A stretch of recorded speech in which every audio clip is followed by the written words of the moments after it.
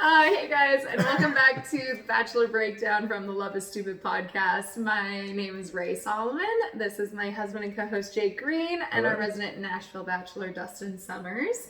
And yeah, this is the second Bachelor Breakdown this week. So we are going to recap the episode and then give you guys our thoughts. And remember to mark your calendars for February 14th, Valentine's Day, when the premiere of the podcast comes out. You'll get our first 3 episodes. We're really excited for you to hear it. Yeah. So they start out in Santiago, Chile.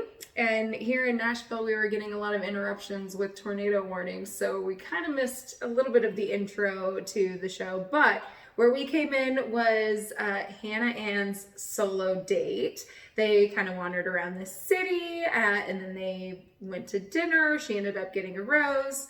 We move on to the group date, and a lot of the girls kind of lost their shit a bit when they found out that Victoria F was getting a second one-on-one date.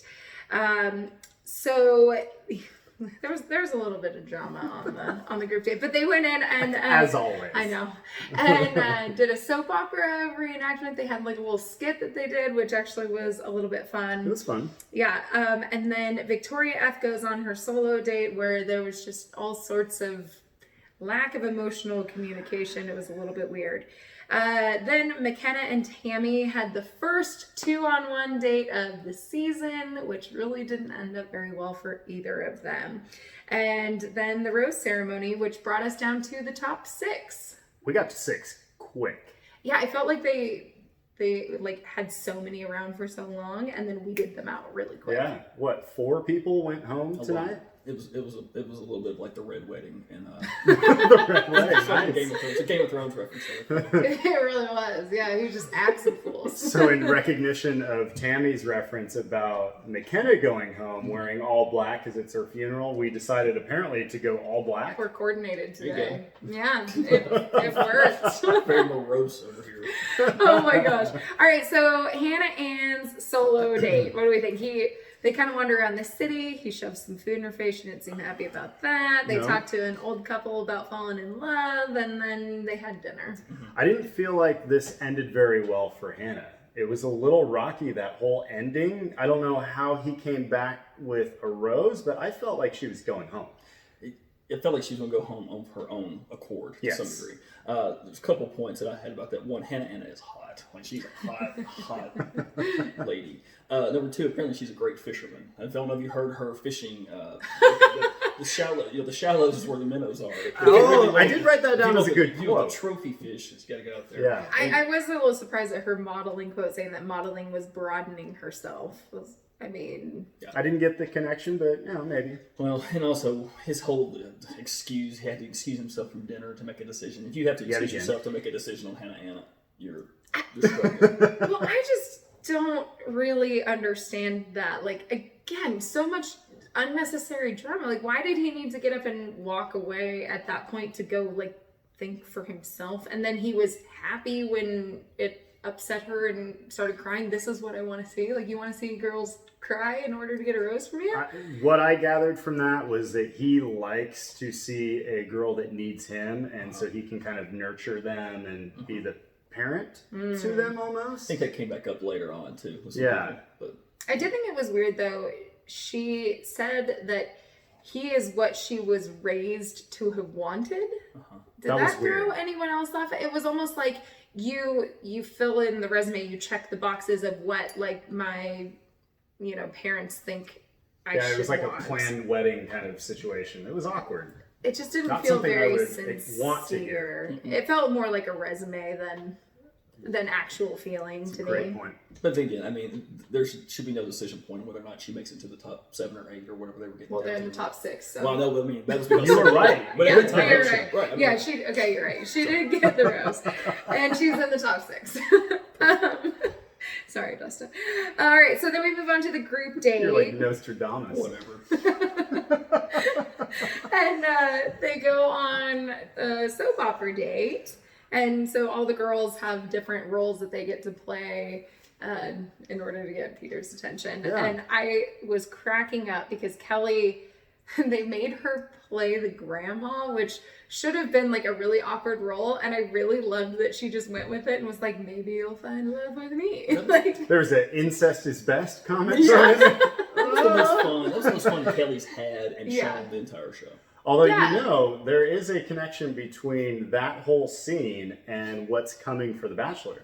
Do you remember the commercial that we heard on the radio the other day about The Bachelor's recruiting for senior citizens? we did you hear heard that. this? In Nashville, they were advertising on the radio that The Bachelor's casting for The Bachelor, but 65 plus. So Kelly might be in 2 Bachelors. Scouting with the AARP. I don't know if it's actually happening, but I mean, I will totally watch it. Well, obviously. The only 2 points I had about the soap opera thing were, one, I seriously questioned McKenna's sweeping ability. Like, did you see her trying to sweep? But she was sweeping with like a duster. It was rough. It was rough. It was Don't really eat anything weird. off the floors at her house. And number two, this is a good point. I didn't mention this while we were watching it. Spanish-speaking Peter is a lot better than English-speaking Peter. Because you can't understand no, him? he just he seemed relaxed. He seemed more natural. But yeah, maybe it's because you couldn't understand him. You just had to read it. Yeah. But he should stick to that. Yeah, okay. Yeah, yeah, for He's sure. onto something. They're in South America, so this makes sense. Okay, so after this whole soap opera date, they move into, just kind of that cocktail hour that they have on group dates. And this is where my oh shit moment came in, because Victoria P pulls him aside to have her one-on-one time, and he ends up sending her home. That was a shocker. What? Why? We all felt like she was maybe not the front runner in his heart, but definitely the front runner in terms of like wanting this relationship and really feeling a connection and putting herself out there and doing all the things that he's asking these girls to do in terms of checking the boxes so he can see that they're committed. Right, and I mean, even though I had picked her to win the whole thing to begin Poor with, and Dustin lost his number one. We'll get to that. there's several people who had bad days on this table. The Love is Stupid their podcast picks. was not good. Wasn't a good day. But she, even though she was my pick to win the whole thing, and I felt kind of, I waffled on it a little bit as the season went on. Mm-hmm. Yeah. There was part of it though that you could tell she wanted to be there. She kind of played into Peter's, I don't know, they both kind of seemed insecure. They both kind of seemed wishy-washy about stuff and dramatic. And I thought maybe, they'll probably gravitate towards each other towards the end, but oh well. I mean, I think it was disappointing, jumping back to the drama that kind of put the wedge between him, that he pulled Victoria into the drama, then pitted her and Alea against each other. You're talking like 2 episodes Right, back or whatever but then was. that was kind of what he attributed this to, was that they sort of lost their spark with all the drama, and I'm like, well, that's kind of bullshit, because you put her in the middle of it, but kind of sabotaged her a little bit. There was a little poison in the relationship that was sifting over into this episode. But to your point, I do think that she was one of the only ones that was like really into him. So He I sent think that home was the a only person mistake. who wanted to win. Yeah. We'll kind of get to that. But I think Victoria, Victoria had the best exit of everybody that we've seen so far. Oh, yeah? He did the whole thing, like, let me walk you to the car after I've just cut your throat. And she was like, I'm good. I'm good. Yeah. Not here. Even though she liked him and cared about him, she's like, I got this from here. And so that's cool. Yeah. But she was your type. She was always wearing the glasses. I like the glasses. She did well with the glasses. Victoria. But you get past that. All right. So then it moves on to this sort of, it seemed fabricated drama between Tammy and McKenna. But I guess one more kind of oh shit moment that made me go like, oh, was Kelsey sort of jumping in between Tammy and McKenna. And if you remember last week, Tammy had accused Kelsey of being an alcoholic. So Kelsey, as Tammy's walking away, says, go be an alcoholic, because Tammy has a glass of wine in The her very hand. next clip is Tammy taking a drink. That was Kelsey funny. just earned a little bit of respect from me. That was good. That was funny. That was good. Yeah. Now, you always hear the like social media drama where they're talking about there potentially being a plant. Mm-hmm. In my opinion, Tammy played the role of a true like bachelor plant. Like the She was producers never put her really there. engaged Yeah. in the relationship at all, but was always stoking the fire, getting girls to kind of freak out. Everything that Tammy was saying during that one-on-one was just to try and egg her on a little Did they bit. have that in every season? You It's see been remnants. I don't know. speculated that was the case, but who knows? And then on the group date, Madison ends up getting the rose. So then we move into Victoria F's solo date. This is her second solo date, which all the girls were kind of losing it over that.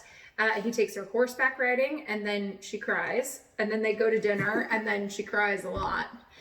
And then there's more crying and... Well, she missed a golden opportunity when Marcos, the head horse trainer, rode up. She should have told Peter, like, I used to date that guy too.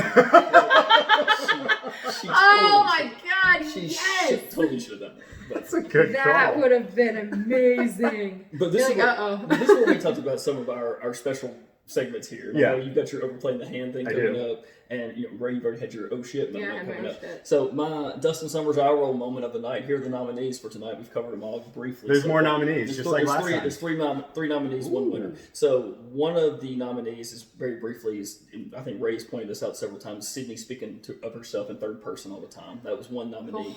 It gets getting a little old. Number 2 was the horse limbo segment of the... that was awkward. That's a little strange. But my high roll moment of the night, I don't know if y'all saw this one coming or not, was the tiny script that Peter pulled out of his pocket to go over with Madison. Don't know who wrote that. You should give up screenwriting because I hated it, Jake. I hated it with the passion of 1,000 Chilean suns. It was bad. That was a line. Wow. Nice Chilean suns. So that's recording there for you. That was one of the lines in this terrible script.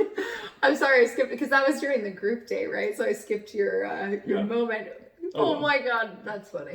That's really good. So funny. So while we're still on the Victoria F date, I felt like the overplaying your hand moment, my segment, comes in towards the end of that date. Again, it's Victoria F's lack of confidence and all that in herself just boils over into the relationship. He was into her, the date was going super well, and he was confessing all of his emotions and feelings about her, and then she just went into her shell and totally missed the moment to just be in that moment. That was really frustrating. Well, I at this point, I was thinking that it was just maybe a lack of confidence, but I think we've seen glimpses of a pretty confident person now so far, and it seems more like emotional stuntedness, to be honest with you, and the fact that she just isn't that into him. Like when she walked away and was crying in the bathroom, she was like, I just don't know.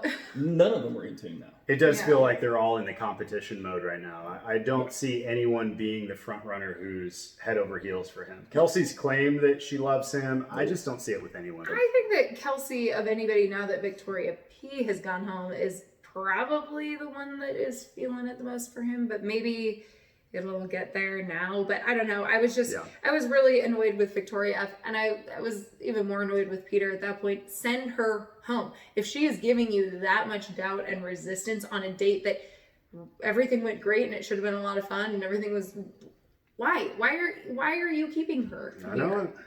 Doesn't make sense. All right, first 2-on-1, McKenna versus Tammy. What do you think? That was your first time ever seeing a 2-on-1. I did, and my takeaway from that is these houses that Tammy's flipped in Syracuse, someone better check the crawl spaces because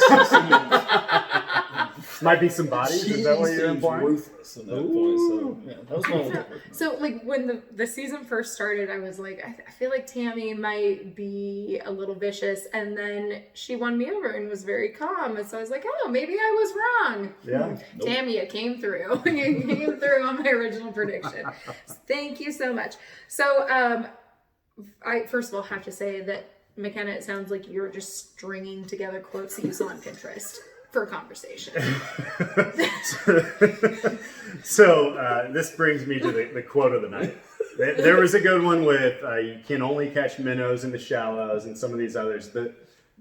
What is it? 1,000 Chilean suns during the little drama that we got to see the play. The quote of the night, you guys missed it because you weren't here in the room with us. Came from yours truly, the Bachelor of Tennessee. Justin Summers says, she speaks in bumper stickers. I was like, oh my God, that's perfect. So true. So true. So I thought that this was hilarious because he sends Tammy home and McKenna's feeling all good about herself. I was like, he didn't give her a rose after this. Didn't. So I was like, I don't think that she's safe, even though she's feeling pretty high on the hog. Yeah. And then sure enough, he sends her home, which I was not mad about. So do you think he learned something after the 2-on-1 that made him feel that way, or was he just always feeling that way? He was always feeling that way. Then wouldn't you send him home? I don't even know anymore. If you're looking for logic in this, Not with Peter. No, I guess I'm not. You're missing the boat. But I mean, I think her instinct was originally right. She's like, he doesn't see me. He didn't see her. She was just there. Yeah. She really Fair was. So, that was right. So then rose ceremony comes around and he sent home Sydney and McKenna. So all in all this week, there's 4 girls that went home. It was Victoria P., it was Tammy, Sydney, and McKenna. So let's just, boys, let's go back to our top 5s that we picked at the start. Do we here. have to? We do. We had some rough nights. It wasn't a good night. So I lost one tonight. It was my top pick though. However, with Victoria P going home, down to Kelly, Hannah, and Madison, which I feel good about those. Those are good. Ray, we'll go to you next. You saving the best for last. You lost one in Victoria P that you had going on, Yeah. but you still have your top 3, including your number 1 pick. So you're down to Hannah, Madison, and Kelly, and that brings us to Jake. Jake is now all alone with his lone ace in the hole left, which is Madison, which is a good pick. It's a strong pick. But McKenna, Alea, Sydney, Lexi, they've all been eliminated. So Thanks for reminding me. You do have a strong contender still, though, Thank you. I think you'll be safe at least for a little bit. But 4 out of 5 is not good, babe. Turns out. Well, stay tuned. Yeah, stay tuned. All right, well, I think that's... The only other point that I had is that I would watch a CNBC or a Fox Business show right now with Kelly and Natasha.